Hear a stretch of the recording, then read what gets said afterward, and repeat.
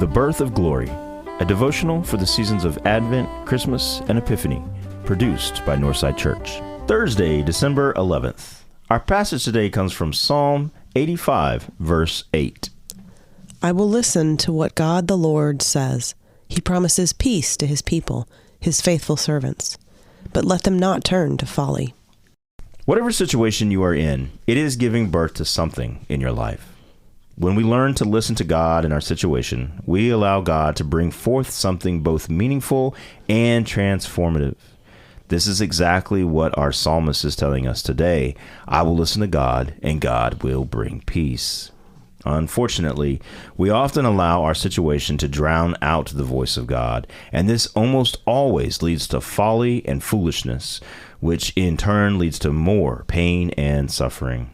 We've seen already how this impacted Ichabod's mother, but even before she came on the scene, the people of Israel were preparing the way for such a response.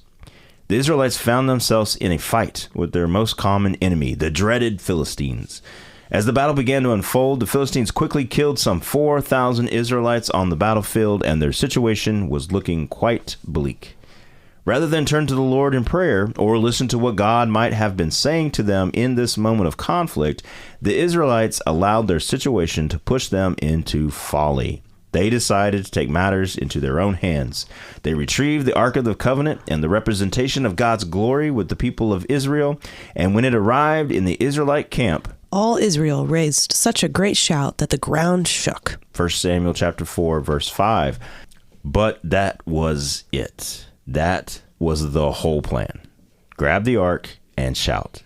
Not once did they turn to God. Not once did they wonder if God was trying to tell them something or bring something forth through their situation. Rather, they thought that they could force God's glory and presence to be with them on the battlefield, and with that bring peace through victory over their enemy. The shouting did momentarily shock and awe the Philistines, but once they recovered, they slaughtered the Israelites, felling 30,000 soldiers. Included in that number was Ichabod's father Phinehas and his uncle Hophni, and the Ark of the Covenant was lost to the Philistines. Folly, not peace, had won the day. Reflect for a few moments on the situation you find yourself in today. Are you listening to God, or are you trying to take matters into your own hands? Have you turned to the chaos of folly, or have you received the peace that comes from the true glory of God upon you?